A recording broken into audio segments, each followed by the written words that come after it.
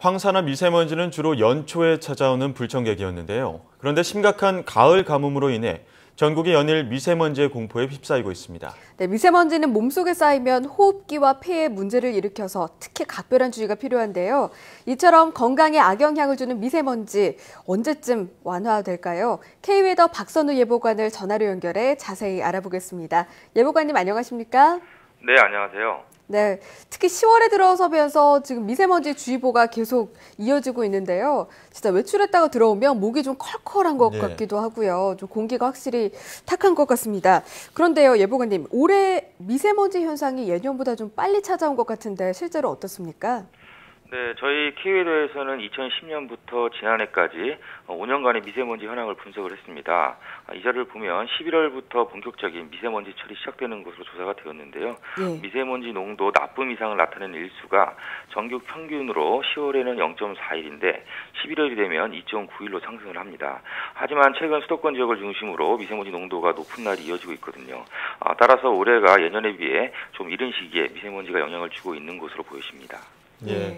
5년 동안 연구 결과를 보면 보통 11월 초에 이게 미세먼지가 많이 발생한다고 하셨는데 이렇게 지난해보다 10일에서 20일 정도 미세먼지 현상이 이르게 찾아온 원인은 무엇이 있을까요?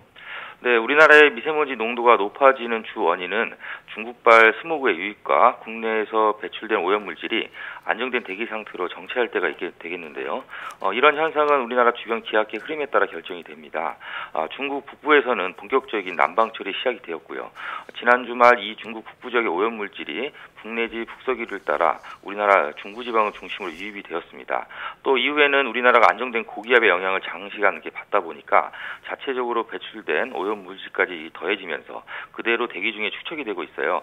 이렇게 대기 흐름이 정체되고 있기 때문에 농도가 높은 미세먼지가 해소가 되지 못하고 있습니다. 네, 참 앞서서도 말씀드렸습니다만 일부 지방에서는 고농도 미세먼지로 인해서 미세먼지 주의보까지 내려졌는데요. 눈으로 봐도 보일 정도면 상당히 심각한 것 같아요. 지금 수도권 지역의 미세먼지 수준은 어떻습니까? 네, 최근 인천과 일부 경기 지역에 미세먼지 주의보가 발표된 적도 있었는데요. 오늘은 아직까지 수도권 지역에는 미세먼지 주의보가 내려진 곳은 없습니다. 그러나 서울의 미세먼지 농도가 106 마이크로그램, 경기도 119, 인천 102 마이크로그램으로 나쁨 단계를 보이고 있고요. 초미세먼지 역시 60 마이크로그램 이상으로 좋지 않은 상황인데요. 계속해서 미세먼지 농도 나쁨 단계가 이어지는 가운데 일부 지역에서는 다시 미세먼지 주의보가 발표될 가능성도 높습니다. 따라서 건강관리에 각별히 유의를 하셨으면 좋겠습니다. 네, 방금 미세먼지 주의보에 대해서 말씀을 해주셨는데 미세먼지 그리고 초미세먼지 어떻게 구분을 하나요?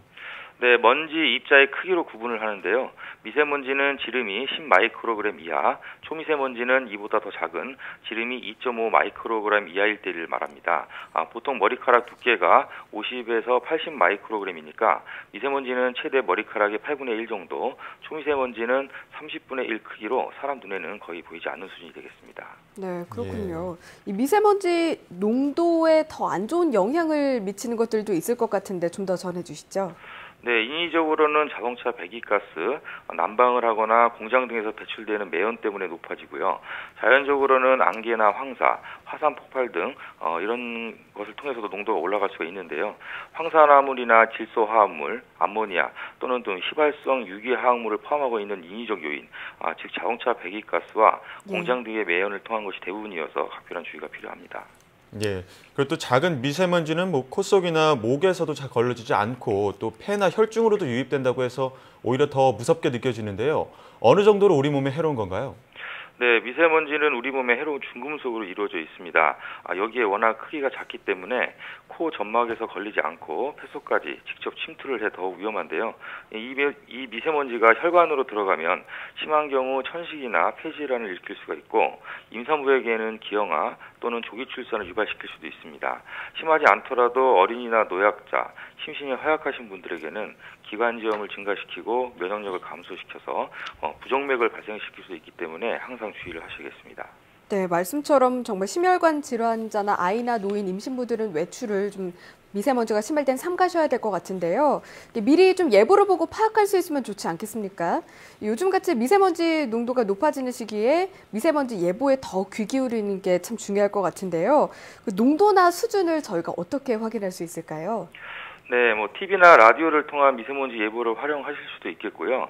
그보다는 이제 국립환경공단에서 운영하는 에어코리아 홈페이지를 통하시면 전국 실시간 대기 오염도를 바로 확인하실 수도 있습니다.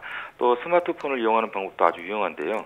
K웨더의 에어가드라든지 에어코리아의 우리 동네 대기질 같은 어플리케이션을 통해 확인하실 수도 있습니다. 예, TV나 예보 혹은 국민환경공단에서 이용하는 웹페이지 그리고 다양한 어플리케이션 통해서 이 농도 수준을 확인할 수 있을 것 같은데요. 그렇다면 가을 미세먼지 현상이 언제쯤 해소될 것으로 예상하십니까? 네, 우선 최근에 높은 미세먼지가 해소가 되려면 이번 주말은 되어야 할 것으로 예상이 됩니다. 계속해서 안정된 고기압의 영향을 받기 때문에 금요일까지는 미세먼지 농도가 높을 것으로 보이고요. 토요일쯤 우리나라 북쪽으로 기압골이 한 차례 지나가면서 기류 흐름이 좀 원활해지고 일부 지역에서는 비가 조금 내리면서 미세먼지 농도는 평상시 수준으로 완화될 것으로 보입니다. 그러나 늦가을부터는 본격적으로 미세먼지 농도가 높아지는 시기이기 때문에 내년 봄까지는 계속해서 좀 주의를 하셔야겠는데요. 앞으로도 얼마든지 지금과 같이 높은 미세먼지가 발생할 수 있어서 최신 기상 정보를 적극적으로 좀 활용하셨으면 좋겠습니다. 네, 말씀을 들어보니 정말 앞으로 계속해서 주의를 해야겠다는 생각이 드는데요. 그래도 외출을 안 하면 좋겠지만 꼭 나가야 할 일이 있지 않겠습니까? 미세먼지가 심한 날 외출을 해야 된다면 어떤 점 특히 유의해야 될까요? 네, 뭐 외출 시에는 일반 마스크보다는 미세먼지 차단 효과가 더 좋은 황사 마스크를 착용하시는 것이 좋겠고요. 또 모자와 긴 소매 옷을 입는 것도 좋은 방법이 되겠습니다. 대개 미세먼지는 도로변이 가장 높게 관측이 되기 때문에 도로변에서 운동을 하지 않아야 되겠고 노상이나 야외 조리 음식은 가급적 드시지 말기 바랍니다. 물을 자주 드시고요. 외출 후에는 바로 코와 손을 잘 씻는 것도 필수적인 요소가 되겠습니다. 네, 물을 자주 마시고 외출 후에 코와 손을 잘 씻는 등 예방수칙 기억하시면 좋을 것 같습니다. 지금까지 K웨더 박선우 예보관과 함께 이야기 나눴습니다. 예보관님, 오늘 말씀 고맙습니다. 네, 감사합니다. 네, 이제 한창 단풍놀이 가기 좋은 시기인데요. 이럴 때 미세먼지 꼭 주의보 확인하시고 미세먼지 유의사항 꼭 지키시는 게 좋을 것 같습니다. 네, 또 마스크보다 황사 마스크가 도움이 된다는 것도 함께 기억하면 좋겠네요.